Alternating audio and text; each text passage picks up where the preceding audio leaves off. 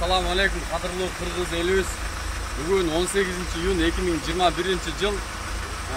Ушул акыркы болуп өткөн Баткендеги Тажикстан менен Кыргызстандын ортосунда болуп өткөн ызычууга байланыштуу биз дагы кайдыгер карап отурбастан Түштүк Кореяда эмгектенип иштеп жүргөн ушул кыргыздардын атынан Инчон деген шаарда машина менен бизнес кылып иштеген балдар өзүнчө акча чогултуп Баткен элине жардам катары ушул 2 тез жардам унаасын алып бүгүн Кудай кааласа жүктөп эмки жума Кыргызстанды көздөй чыгарган жатабыз.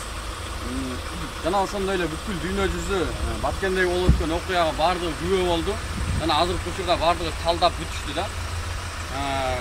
Местный жергиликтүү корейцтер да ушул болуп өткөн окуяга кайдыгер карабастан өздөрүнүн жардамын берип атышат. Жана ушундай эле азыр ушул машиналарга чогуу корейцтердин атынан берилген жапжаңы кийимдер, балдарга кийимдер, оюнчуктар, бут кийимдер ушундай нерселерди бизге алып келип азыр тапшырышты. Кудай кааласа ушул контейнерге ушул тез жардамдар менен чогуу бүгүн жүктөйбүз иншалла.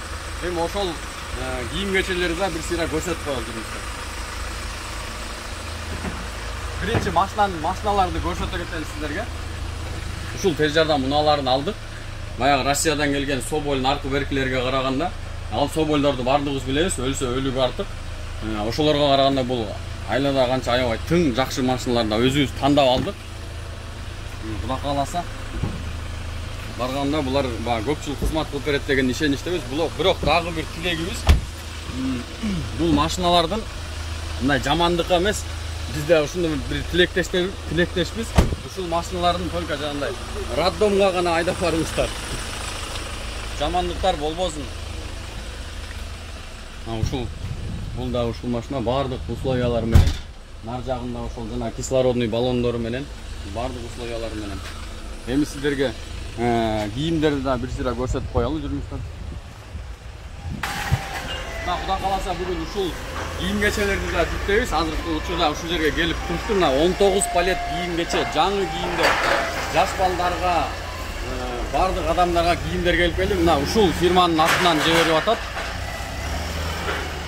Кудай кааласа азыр контейнер дагы келди. Контейнерге ушулардын бардыгын жүктөп, эмки жума Баткенди көздөй чыгып кетет буюрса иншалла.